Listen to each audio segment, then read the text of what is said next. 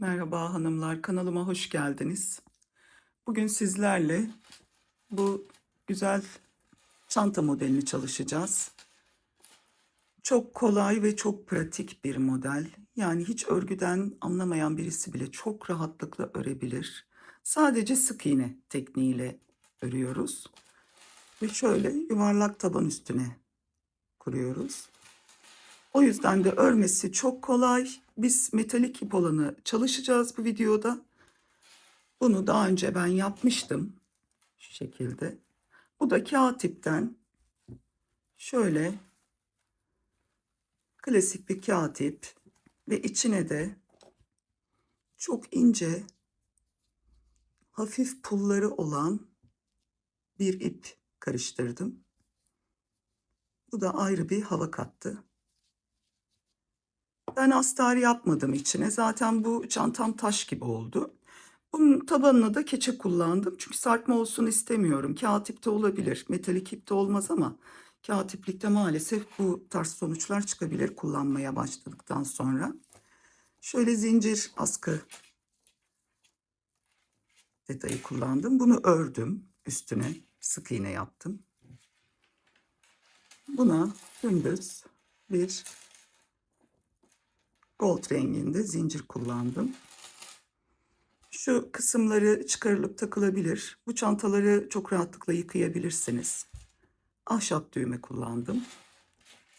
Şimdi videomuzun anlatımına geçebiliriz. Evet hanımlar, şimdi sihirli halka ile başlayacağım. Ben 4 numara milim tığ kullanıyorum ama siz 3,5 da kullanabilirsiniz. Ben biraz sıkı ördüğüm için açıkçası yarım milim büyük tercih ediyorum. Sizler elinize hangi tığ rahat oluyorsa onu yapabilirsiniz. Şu şekilde başlıyorum sihirli halkamı. Şöyle aldım. Bir sık iğne yaptım. Çıkarıyorum.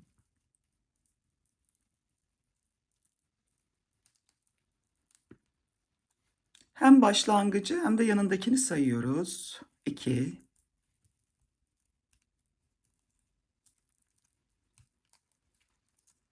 3, 4, 5, 6, 8 sık iğne yapacağız bu arada. 7 ve 8. Şu ortayı iyice sıkalım lütfen. Bu metal karışımlı ipler zaten kopmuyor ama kağıt iple veya rafya iple yapacak olursanız bu çekme işlemini birazcık daha dikkatli yapmanız gerekiyor. Şöyle. Şimdi biz bu yuvarlak tabanı spiral bir şekilde öreceğiz. O yüzden şu arkadaki ipi de üstüne alarak hemen ilk başağımıza şöyle 2 tane sık iğne yapıyoruz.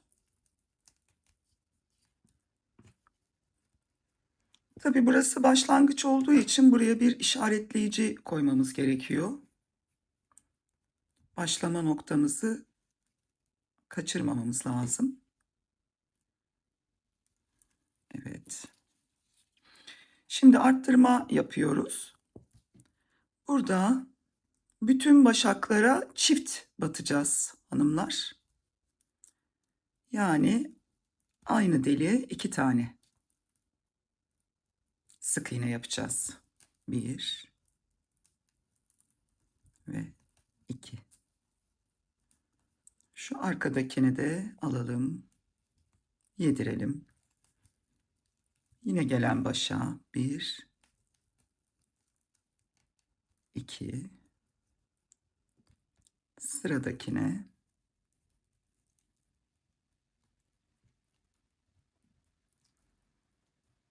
şöyle 1, 2. Tekrar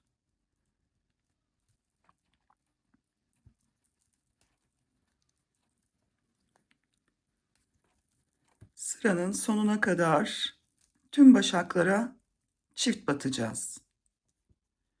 Yani son ilmekte 16 tane sık iğne elde etmiş olmamız gerekiyor bu sırada.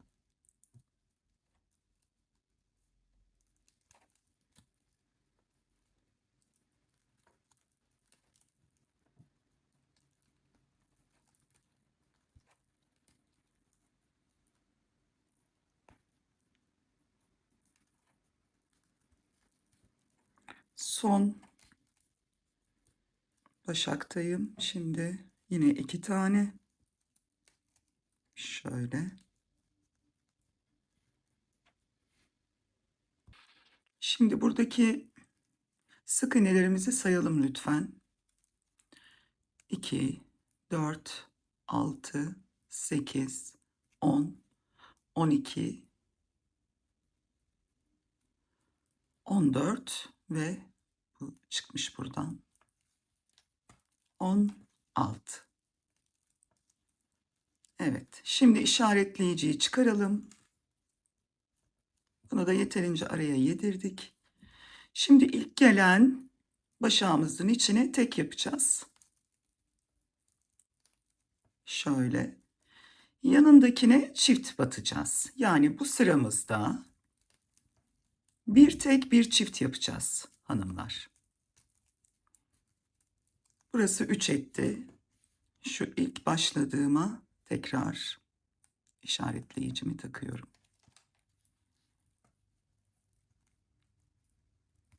Bir tek, bir çift.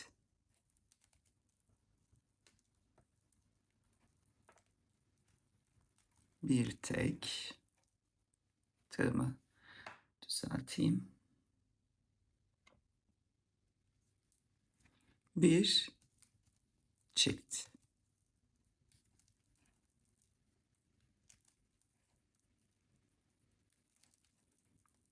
Bir tek, bir çift. Evet, bu şekilde işaretleyiciye kadar gelelim. Evet, burada ilk başağımıza tek batmıştık başlarken. Şimdi buraya çift yapacağız.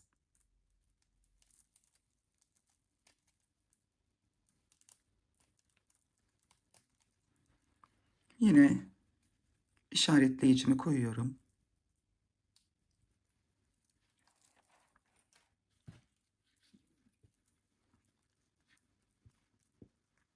Evet. Şimdi bu sırada bir çift iki tek yapacağız hanımlar. Yani gelene tek, sonraki gelene de tek. Şimdi bir çift. Yani iki tek, bir çift. Tek yapıyorum. Yine tek yapıyorum. Buraya çift yapıyorum.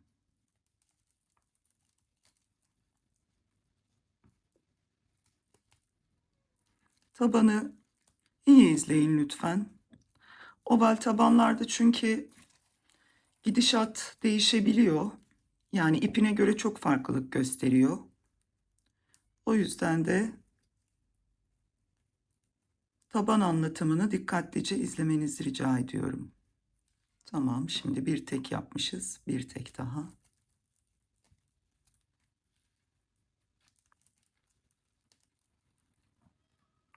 Şöyle bir çift.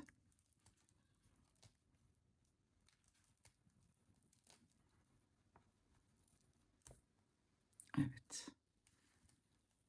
Yine bir çift. İki tek bir çift. Evet. Yine işaretleyiciye gelelim.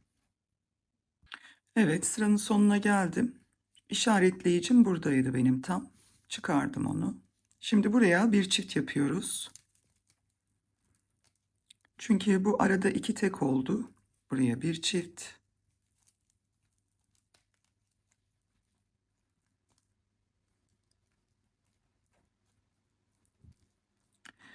Evet. Şimdi buralarda böyle ufak düzenlemeler yapmamız gerekiyor. Bu çiftler birbirinin üstüne gelmesin diye. O yüzden buraya çift battım. Şimdi normalde 3 tek bir çift yapmam gerekiyor ama sadece şu arada 2 tek bir çift yapacağım yine. Çünkü şuradaki çiftin üstüne gelsin istemiyorum çiftim. O yüzden çifti bir öncekine yapıyorum. Bakın şöyle. Şimdi 3 tek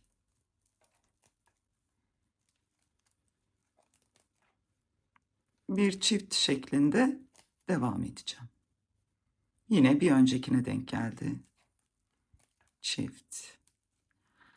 Bu tabanlarda biraz eğer örgü bilginiz varsa yani sizin inisiyatifinize kalmış. Arttırmaları düzgün yaptığınız sürece bu aralara yani teklerin üstüne çiftleri kondurabilirsiniz. İlla hani şu kadar şu kadar işte 3 tek bir çift gelmiyor. Hani bir geri ya da bir ileri gidebilirsiniz. Tabanınızın güzel olması için tabii ki bunlar. O yüzden de böyle ufak tefek hileler yapabilirsiniz. Birazdan bu tabanımız tabii bu arttırmalar yüzünden volanlanmaya başlayacak. Yani buralarda böyle kıvrılmalar oluşacak. Gerçi bu ipte olacak mı?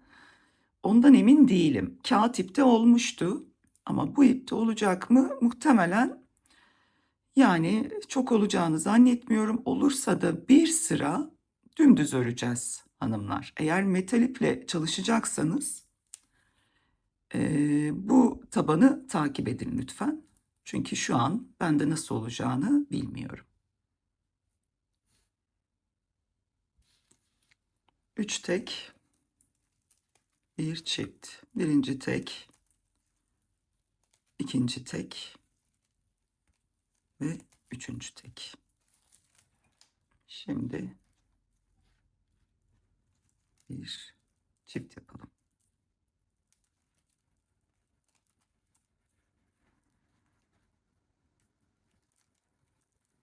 Bir tek, iki tek, üç tek.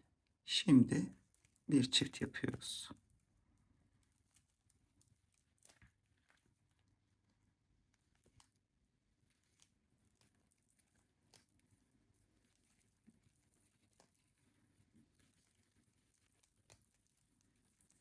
Şöyle. Gayet başarılı gidiyor tabanımız. Evet, yine 3 tek yaptım. Bir çift yapıyorum. Şu şekilde. Şimdi bu işaretleyiciyi alacağım. Buraya da 3 tek yapacağım. 1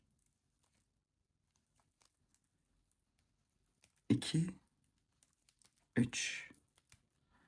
Tam orta kısımdaydı işaretleyicimiz. Takalım yine. Şurada. Şimdi buraya çift yapacağım. Sonra da 4 tek bir çift yapmaya başlayacağız. Yani bu buradaki son 3 tek bir çiftimiz. Çifti yapıyorum. Bunun üzerine 4 tek bir çift yapacağız. 1 2 3 4. Evet. Başlıyorum. 1 2 3 4. Bakın yine çiftten bir önceki sıraya geldik. Hemen buraya bir çift.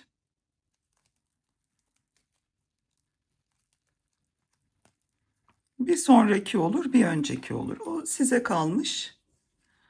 Ya da tam ortalamak isterseniz ortalayabilirsiniz de. Şimdi tekrardan bakalım buraya çift yapmışız. 4 tek, bir çift. 2 3 4.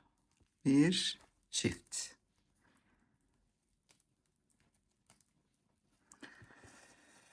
Evet.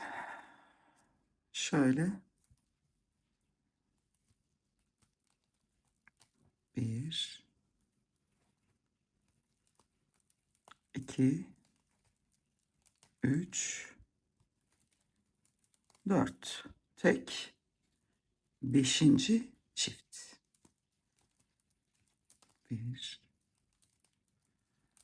2. Devam edelim.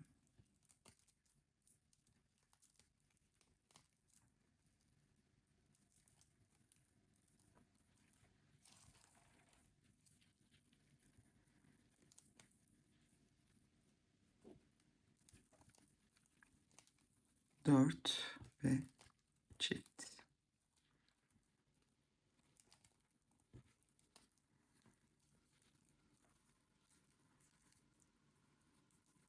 Evet. Tekrar işaretleyiciye gidelim. Evet. 4 tek bir çift. Şimdi yine işaretleyicimizin olduğu yere geldik. Sadece burada bu kısımda 3 tek bir çift yapacağız. Çünkü şu ara içeride kalmaya başladı. Bunu biraz böyle hani bir toparlayalım. Bunu çıkarıyorum. Sadece burası için 3 tek bir çift yapacağız. 1, 2, 3. Şimdi buraya bir çift yapacağım. Çift. Evet. Şuraya takalım yine.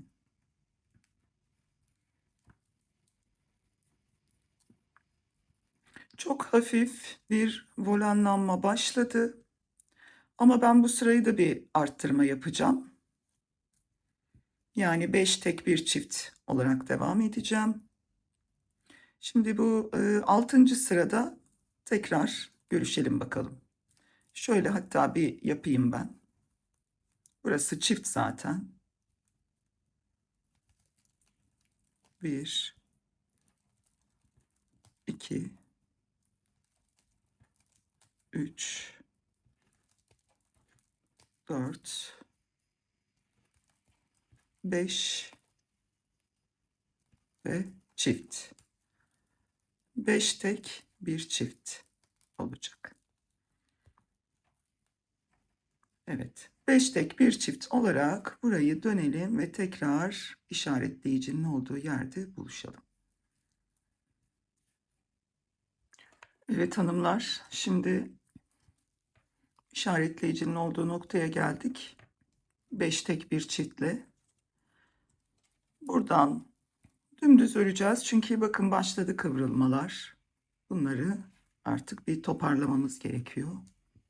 Hiç arttırma yapmadan gelen başağın içine dümdüz batacağız. Alalım işaretleyicimizi.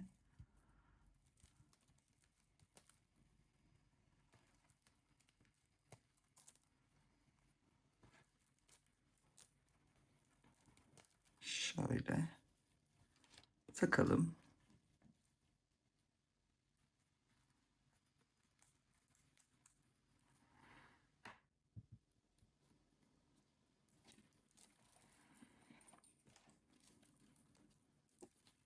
Dümdüz örmeye devam edelim.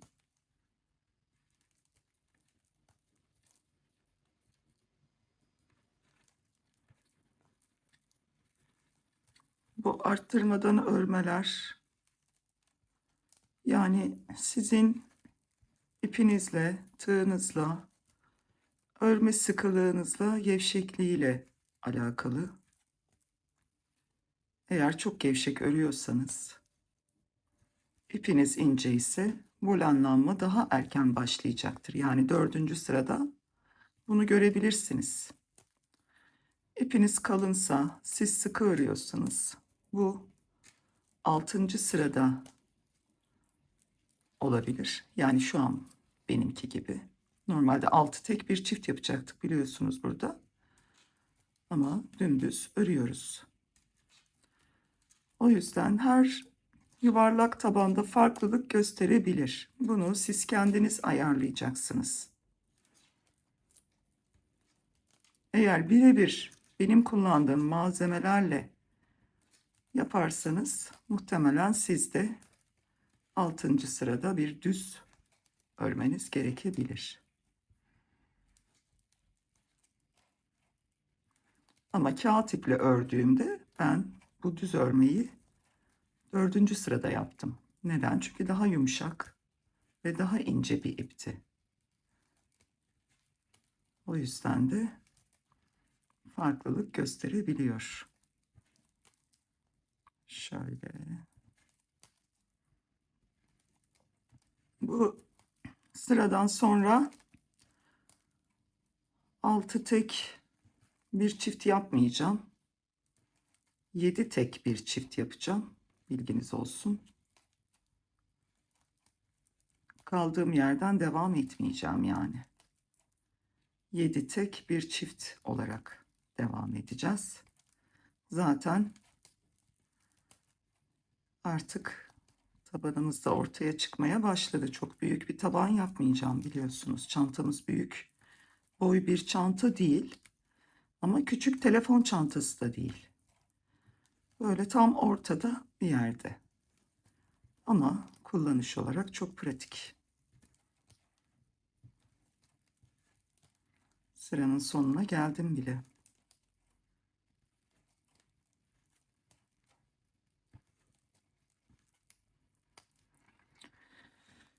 Şöyle bakın, hemen toparladı. Hemen. Elimizde de düzeltelim arada.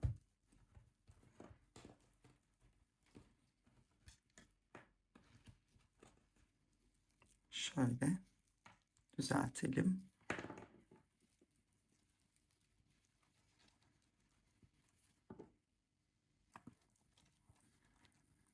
Şuraya kadar geleceğim. Bir alttaki çifte bakarak hareket edeceğim. Yani bir alttaki çiftin üstüne çift yapmamaya yine özen göstereceğim. Hemen bakalım burada ne varmış. Evet, çift nerede şimdi? Burada. Yani biz buraya şimdi bir çift yapabiliriz. 1, 2. İşaretleyiciyi takalım.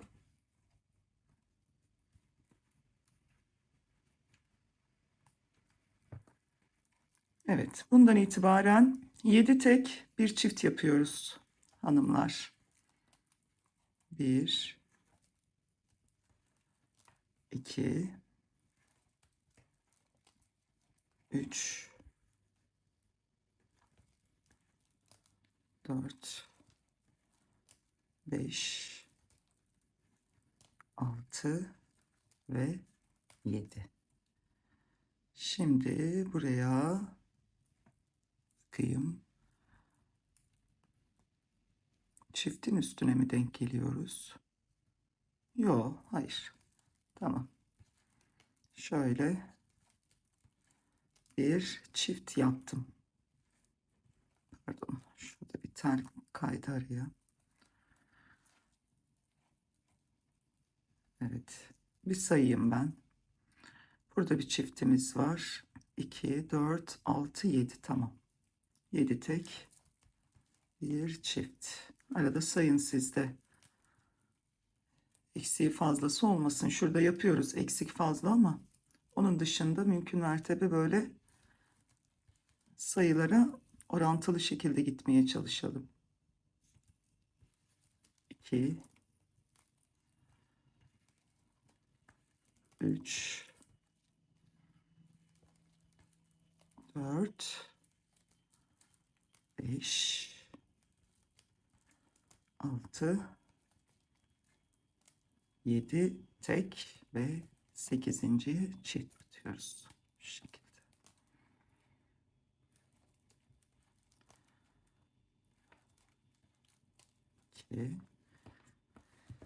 Evet, 7 tek bir çift. Buradaki son çiftte görüşeceğiz. Burada değil, buradaki son çiftte şöyle göstereyim size. Dönüp geleceğiz. 7 tek bir çift. Buradaki son çiftte görüşelim. Evet, son çiftimdeyim burada, bu sıradaki. Şimdi buradan itibaren tekrar dümdüz arttırma yapmadan bu sırayı öreceğiz. Neden? Çünkü taban ölçümüzü tamamladık.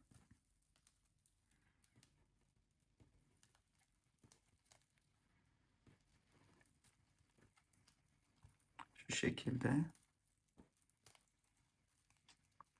dümdüz örelim. Burada bir çift vardı. Şöyle biraz sıkayım. Şu şekilde.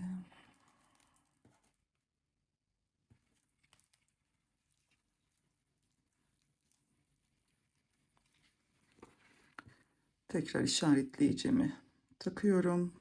Çünkü burada bitireceğiz çantamızı.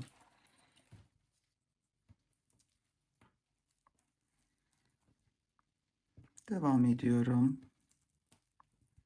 Dümdüz arttırma yapmıyorum.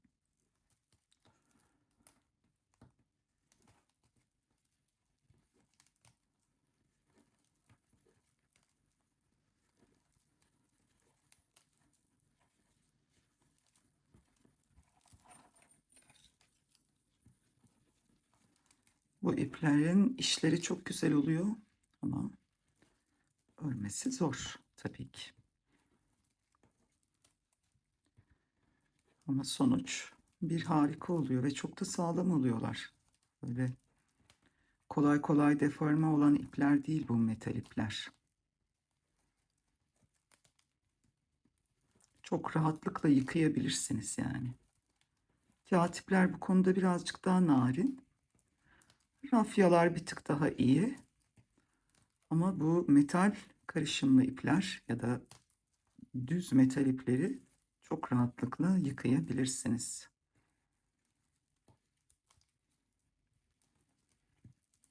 Çok güzel ütüye de geliyor bunlar.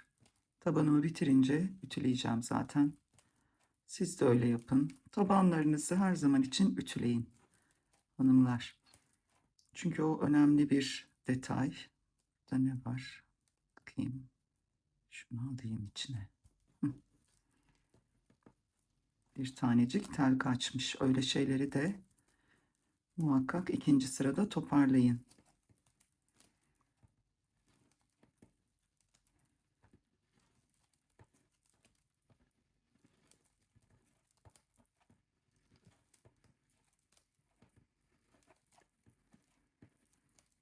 Instagram sayfama göz atabilirsiniz.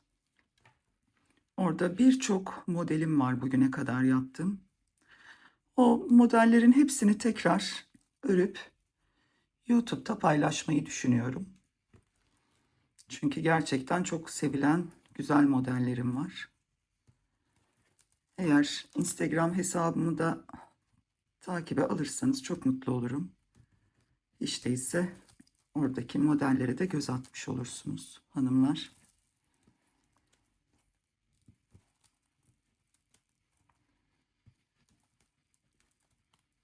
Evet, devam ediyorum. Instagram adresimde Begizi örgü çanta modelleri, yani YouTube sayfamın ismiyle aynı. Farklı değil.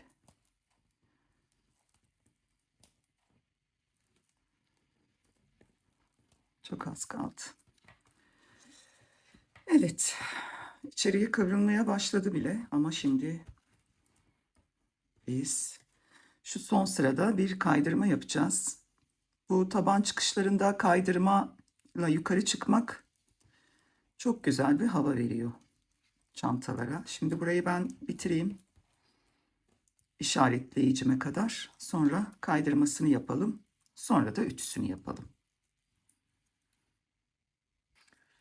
Evet sevgili hanımlar, şimdi işaretleyicimin olduğu noktaya geldim. Şimdi onu çıkarıyorum. Tam buradan kaydırma yapmaya başlayacağım.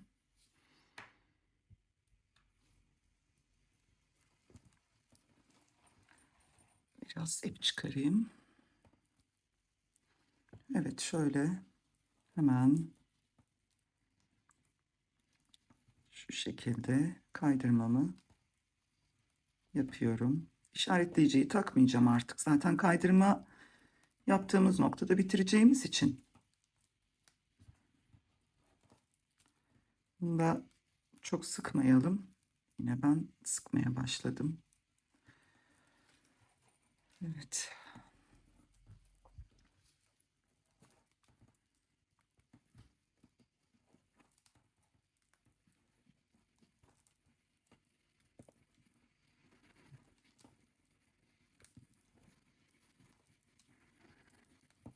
Her gelen başağın içine kaydırma yapıyoruz.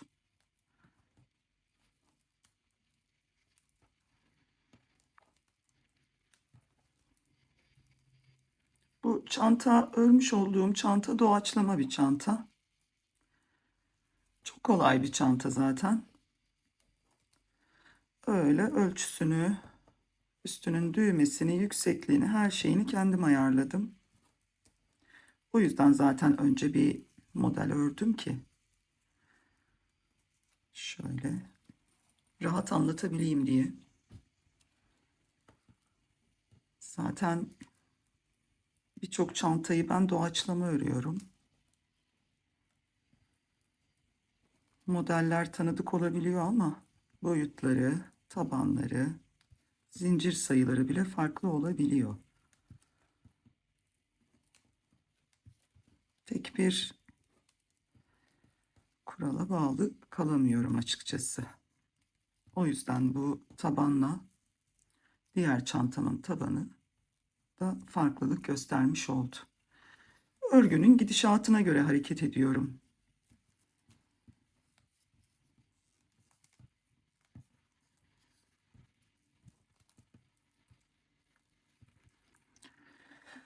Evet, şöyle elimizle düzeltelim. Zaten bu kaydırmadan sonra bir ütü yapalım. Şöyle bir kendine getirelim. Ondan sonra bir üst sıraya çıkacağız. Şimdi kaydırma bitiminde görüşürüz. Evet, son kaydırmamı da yaptım. Şimdi keseyim ben ipimi. Bu ipi yukarı çıkarken içine yedireceğiz. Burada kalmayacak bu ip. Daha şöyle alayım iç kısmına.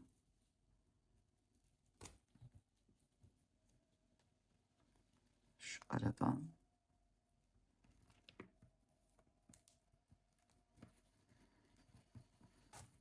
Evet. Şimdi tabii ben kaydırmayı da biraz sıktığım için hanımlar ütü yapacağım. Ütü bu tabanımızı kendine getirecektir. Şimdi jilet gibi olacak. Sonra da bir üst sıraya çıkalım.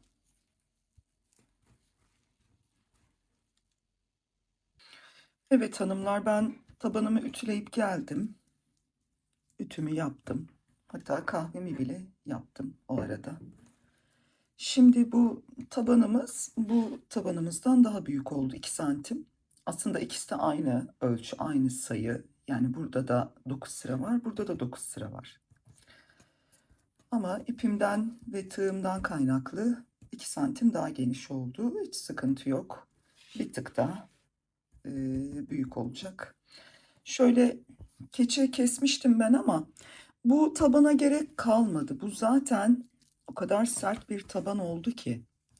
Ama siz kağıt ip ve rafya iple çalışacaksanız şöyle ben size göstereyim yine de. Bunu böyle koyuyorsunuz. Hatta şöyle parça da hazırlamıştım. Direkt onun üstünde göstereyim. Bunu kağıt ip olan çantaya kesmiştim. Böyle koyun. Buradan çizin. Sonra da kesin. İçine dikebilirsiniz ya da yapıştırabilirsiniz. Bu sizin inisiyatifinize kalmış. Nasıl isterseniz öyle yapın. Ama bu tabana gerek duymuyorum ben şimdi. O yüzden de keçe kesmeyeceğim. Şöyle metal ip olduğu için yani bayağı taş gibi bir taban oldu. Kağıt ip tabanlarda öyle değil ama. Yani daha farklı. Şimdi buradan yukarı çıkacağız. Şu başak görüntüsü bu taban kısmında kalacak. Biz şu üstteki 2 dişe batacağız şunlara. Batıp üst sıraya çıkacağız. İpimi koparmamın sebebi de bu. Yani böyle herhangi bir yamukluk veya verevine gitsin istemiyorum sık iğnelerim. O yüzden de şimdi buradan şu noktadan falan ya da şu noktadan başlayabiliriz. Evet bakın tam şu noktadan giriyorum ben. Bu başak görüntüsüne dokunmayacağım. Bu burada kalacak. Tam şu üstteki şuradaki dişlere batacağız. Hemen. Herhangi bir düğüm, bir kilit yapmıyorum. Zaten bu ipi yedireceğim burada giderken. Sık iğne yapacağız. O yüzden de şöyle bir dolarım bir kere. Tamam. Hemen yanındaki bakın şurası. Şu başağa dokunmuyorum üstüne. Zaten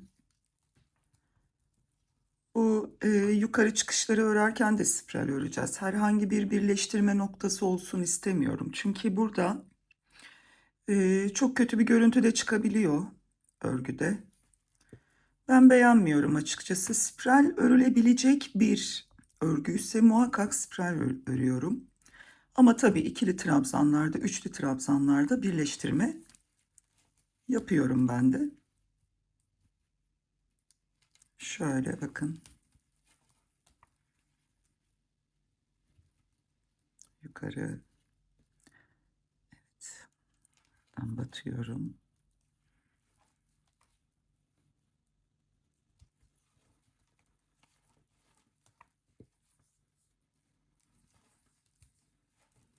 Dümdüz sık iğne. Şu başağı almadan şuradan giriyorum. Evet.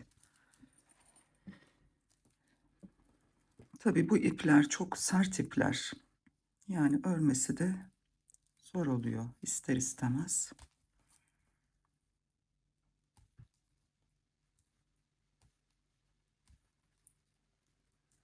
Evet, bu böyle zor olacak benim için. Ben bir küçük numara sadece buradan yukarı çıkmak için bir tığ alacağım. Siz de zorlanırsanız hiç gerek yok. Bir küçük numara yani bir yarım numara küçük tığla da yapabilirsiniz. Bakın daha kolay battım. Ama ikinci turda burayı örerken tekrar 4 milimi alacağım. Bu şu an 3,5.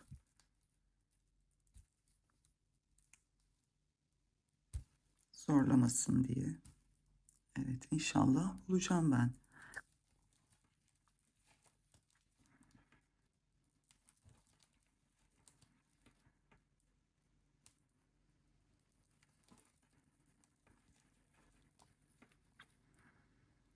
Metal ip istemezseniz rafya olur, kağıt olur, polyester makrame olur. Pamuklu iplerde bu duruşu vermiyor bilginiz olsun. Yani çok daha yumuşak olacağı için öyle tok bir görüntüsü olmayacaktır. Evet şimdi bu turu dönüp burada buluşalım. Sonra buraya bir işaretleyici takalım ki bitirme noktamız da belli olsun. Evet. Şöyle son sık iğneme geldim. Bakın şu başakları dışarıda bıraktım. Bu çok güzel duruyor. Şimdi şunun dibine bir batacağım. Şu şekilde. Şuraya değil, onun dibine battım çünkü. Direkt şuradan devam ediyorum sık iğneme. Bakın böyle. Bu şekilde devam edeceğim. Ama buraya bir tam şu aşağıya hatta şeyin üstüne de gerek yok. Tam aşağıya bir işaretleyici koyayım. Çünkü burası aynı zamanda çantamızı bitirme noktamız olacak. Burada herhangi bir kot farkı olsun istemiyorum. Yani biri yukarıda biri aşağıda. O yüzden burada bitireceğiz. Tığımı değiştiriyorum yine. 4 milimlik tığımı aldım. Aynen sık iğne yapmaya devam ediyorum. Şu şekilde.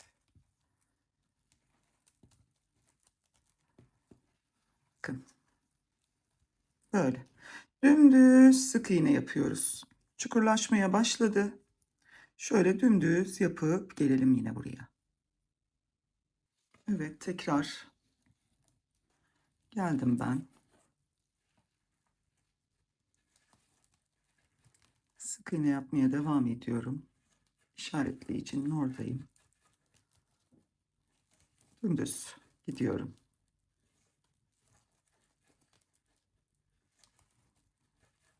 Gelen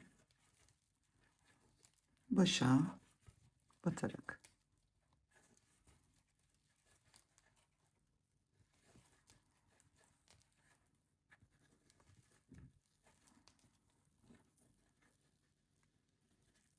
Evet, 3. sırama dönmüş bulunuyorum şu an.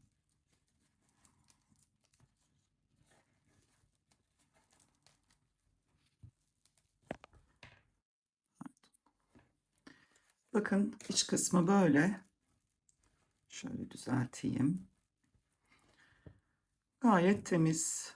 Hiçbir sıkıntısı yok. Şöyle göstereyim.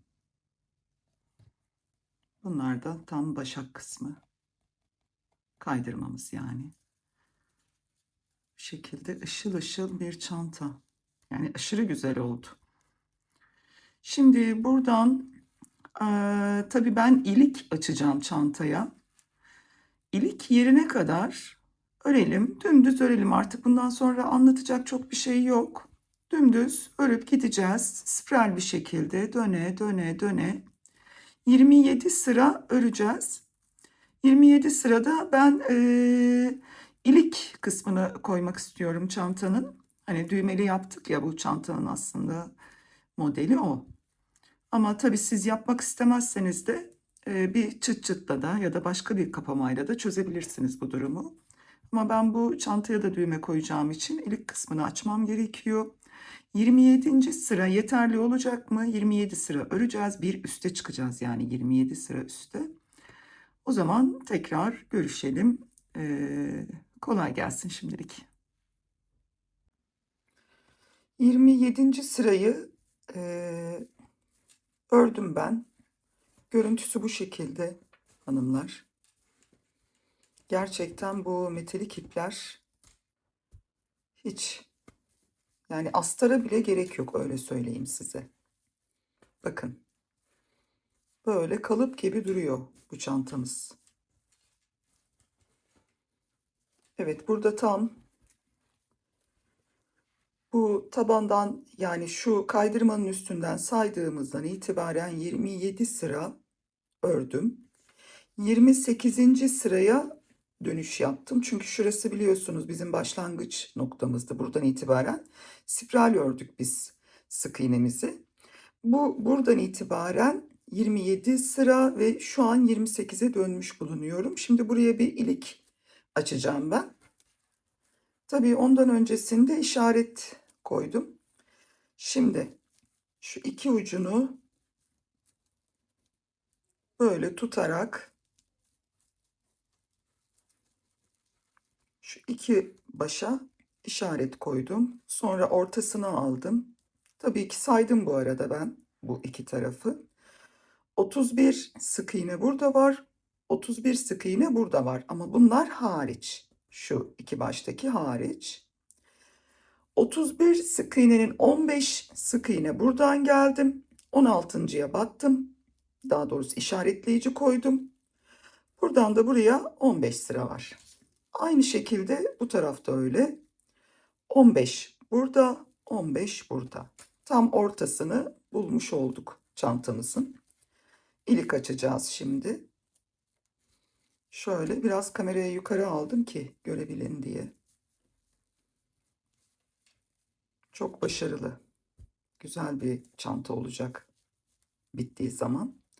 Şimdi evet, buraya gelip iliği nasıl açtığımı size göstereceğim. Ve bunun üstüne 2 sıra daha öreceğiz. 28. sıramı başladım.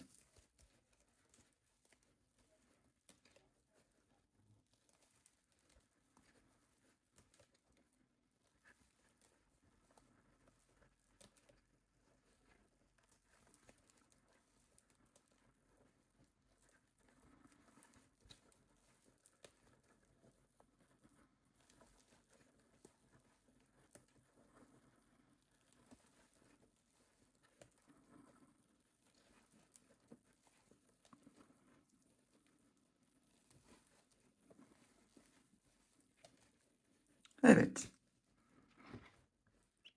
Şu ortadaki tam 16. şu işaretleyicimizden itibaren burada 16 tane sık iğne var. Şimdi biz bu 3 ilmeği baz alacağız, şu üçünü. Çünkü düğmemiz küçük bir düğme değil. İliğinde ona göre olması gerekiyor. Şimdi buradan itibaren kaydırma yapacağız. Şunu alıyorum.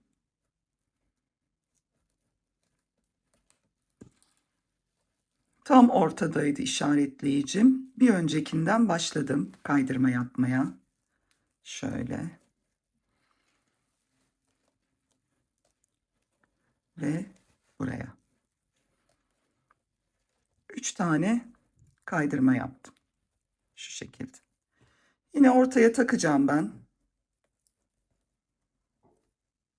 16. sık iğnemi. Artık gerçi çok da takmama gerek yok ama yine de kafalar karışmasın. Şimdi buradan itibaren tekrar sık iğne yapmaya başladım.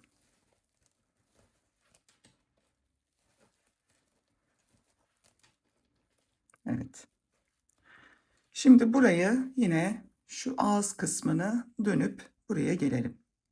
Başka hiçbir şey yapmayacağız. Sadece sık iğne örüp dönüp gelip yine burada ilk kaydırmada buluşalım. Evet, bir tur dönüp geldim. Burada 3 tane kaydırmamız var. 1, 2, 3. Bir öncekini hemen şöyle sık iğne yaptım. Bakın 3 tane. 1, 2, 3. Buraya 3 tane zincir çekiyoruz. Biraz sıkı çekelim şöyle. Evet. 3 zinciri çektikten sonra yine buradan 3 tane bu kaydırmamızı atlayıp dördüncüye batıyorum. Ve yine bir sık iğne yapıyorum. Birazcık da sıktım şöyle.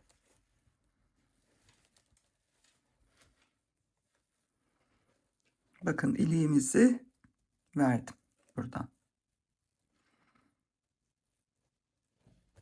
Devam edelim. Tekrar sık iğne yapmaya.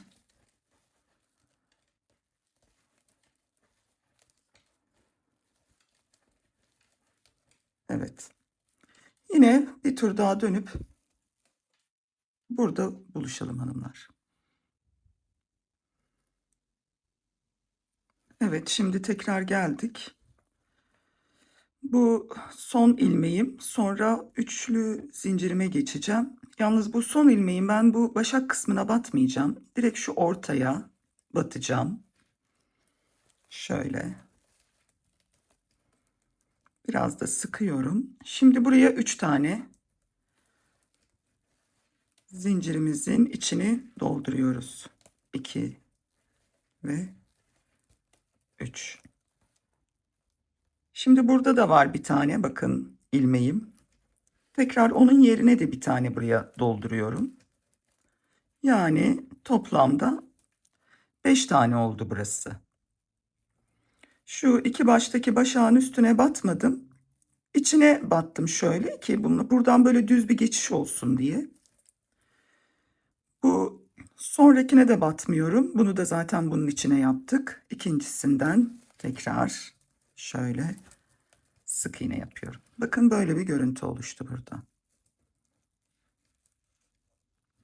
altta kaydırma, 3 tane, 3 zincir. En üstte de şu iki baştaki başaklara değil de içine batarak buraya 5 tane dolgu yapmış olduk. Örmeye devam ediyorum. Tekrar bir tur daha dönüp geliyoruz buraya. Evet, yine iliğimin oraya geldim. Dümdüz sık iğne örüp devam edeceğim. İliğin üstünü de öyle. Gelen başaklara batıyorum.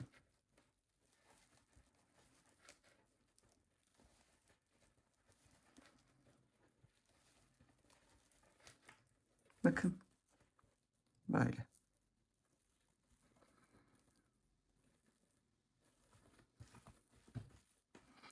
Evet, şimdi bu turu da dönüp geliyoruz. Yalnız bakın burada bir işaretleyicimiz vardı bizim. Tam orada buluşacağız. Çünkü kaydırma yapacağız bir sonraki sırada bu ağzı kısmını kapatmak için. O yüzden de şu en tabandan koyduğumuz işaretleyicinin tam dengine şuraya geleceğiz. Buradan itibaren kaydırma yapıp burada da bitireceğiz. Yani şimdi örelim, buraya gelelim. Evet, ilk kaydırma noktama yaklaştım. Şöyle.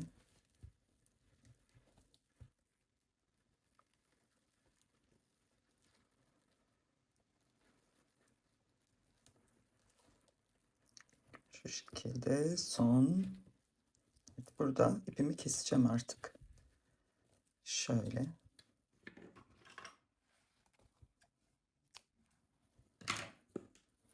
Bu ipi buraya yediririz.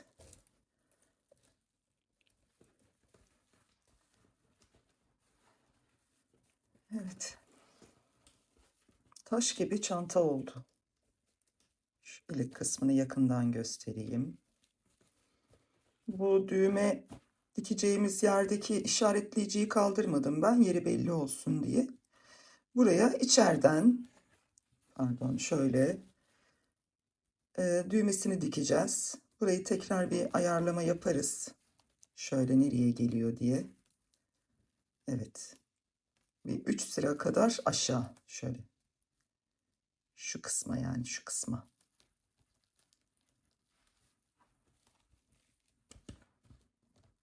Evet. Şimdi zincir detayına geçelim. Evet hanımlar, şimdi bu çantamın zincirini de örmek istedim ben ama şöyle baktığımız zaman ciddi bir boyut farkı var. İçinden tığım geçmedi açıkçası, o yüzden bunu öremeyeceğiz. Ama bu şekilde de çok rahat kullanılır. Şu ucunda halka aparatları var. Bunları çantanıza şu şekilde takabilirsiniz. Ama bu kalınlıkta bir zinciriniz varsa ben size şöyle kısaca anlatayım. Her iki halkanın içine, yani her bir tane halkanın içine 2 zincir yapıyoruz. Öyle ilerliyoruz. Dümdüz sık iğne yapıyoruz. Yani şöyle 2 tane, 2 tane, 2 tane, 2 tane. Onun dışında hiçbir işlem yapmıyoruz buna. Dümdüz ikişer sık iğne olarak devam ediyoruz. Şu boşlukların içine 2 2 batıyoruz. Bu kalınlıkta bir zinciriniz varsa, ama böyle ince ise zaten buna yapamıyoruz o işlemi. Çünkü içine tığ olmuyor. O yüzden bunu ben bu şekilde kullanacağım. Ama sizin de aklınızda olsun. İsterseniz zaten kendi ipinden de örüp takabilirsiniz. Ya da farklı bir askıda tercih edebilirsiniz. Şimdi bunu kenara alıyorum. Evet. Kullanacağım düğme buydu benim. Bu şekilde takacağız bunu.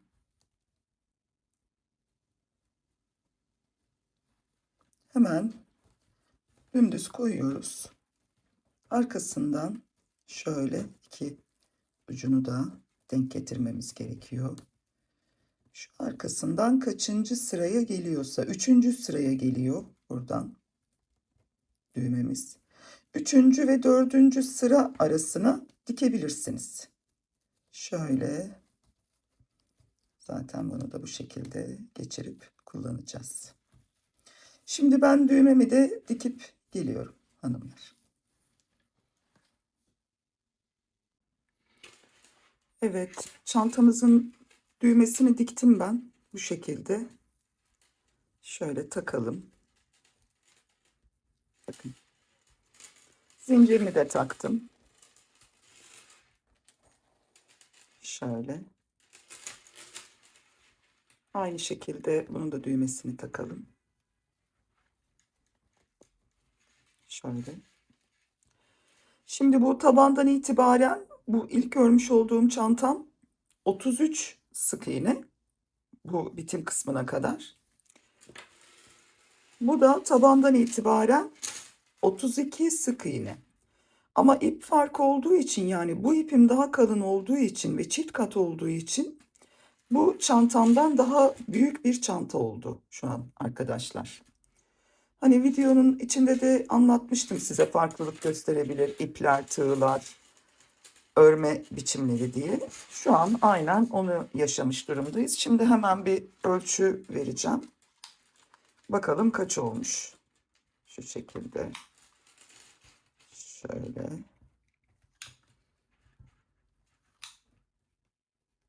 Evet, bu tam 20 santim. Hemen buna bakalım.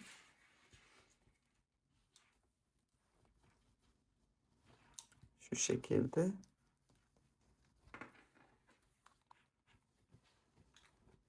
Tutarak gideyim. Yuvarlak taban olduğu için bakalım. Bu da 19 santim. Şöyle. Tabii bakın bu ne kadar yumuşak. Çünkü kağıt ip. Bu da ne kadar sert. Hemen açalım düğmesini. İçi böyle oldukça derin ve geniş bir içi var. Yani birçok şeyinizi bu çantaya sığdırabilirsiniz. Yuvarlak tabanımız böyle. Tabanı çok muntazam. Aynen bunun da öyle. Bakın şöyle göstereyim size.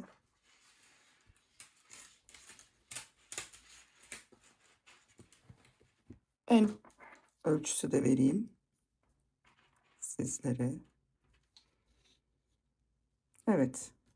23 santim. Hemen buraya bakalım. Şöyle. Bu da 23 santim. En olarak aynılar. Boy olarak farklılar. Evet. Çantalarımızı bitirdim. Aklınıza takılan bir şey olursa yorumlara yazın lütfen. Geri dönüş yapıyorum. Desteklerinizi bekliyorum. Kanalıma abone olup gönderilerimi beğenirseniz çok mutlu olurum. Yapmak isteyenlere şimdiden kolay gelsin. Bir dahaki projede görüşmek üzere. Hoşça kalın hanımlar. Sevgiyle kalın.